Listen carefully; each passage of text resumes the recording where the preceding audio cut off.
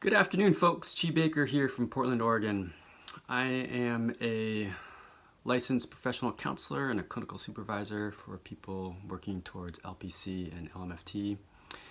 And recently I've been interested in getting a consult group going for people specifically working and interested in trauma and really going in depth to looking at trauma and the different aspects of trauma, the different treatment modalities of trauma, and really diving really deep so that all of us can become more effective in working with this population that is greatly struggling, suffering, and needs in-depth, specialized treatment to really heal through whatever struggle points, difficulties, and crisis and trauma that they have encountered.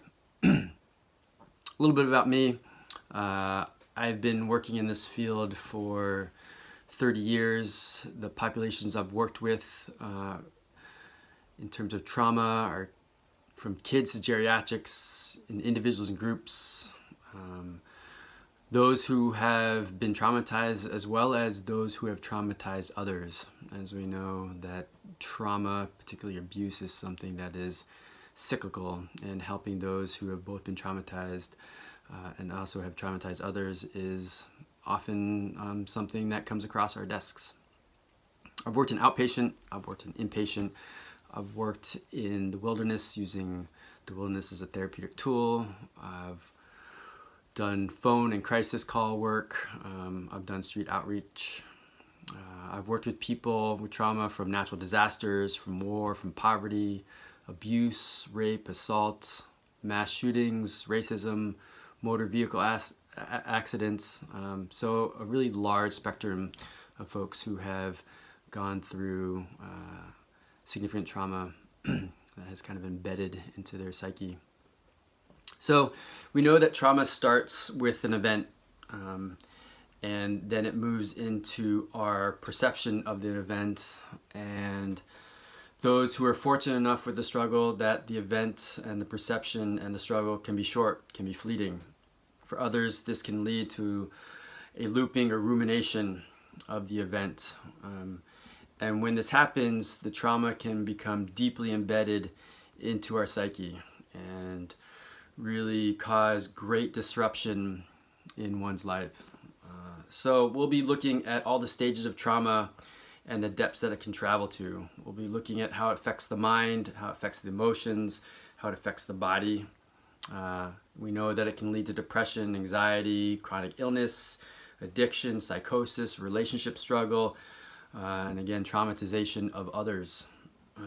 One thing that I've been over the last 5 or 6 years is really diving deep into the subconscious or the unconscious mind. And we know that trauma, especially when it becomes embedded into the psyche, that it gets stuck, anchored into the unconscious mind. And this is where typical treatment modalities of CBT, even things like EFT, can even DBT can really just kind of skim the surface. It can get people into coping with their trauma, but never really heal through it. And then until you dive into that unconscious world, that you are not going to release that trauma and really change that inner workings that has become deep, embedded into what you think about yourselves, what do you think about the others, what do you think about the world. And it's that subconscious, unconscious work that is vital, that is necessary to actually help people move through and past trauma versus just giving them kind of coping skills and band-aids. So talking a lot about the subconscious and the unconscious. I know that EMDR is big on people's hit list for trauma, which I think is a very helpful modality. And I've had some training in EMDR.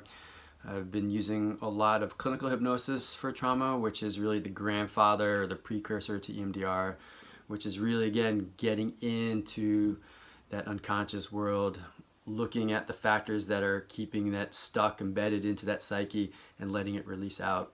and really changing those inner workings, and so they're not looping and not kind of manifesting in the ongoing pieces of the trauma and all the difficulties that it encounters.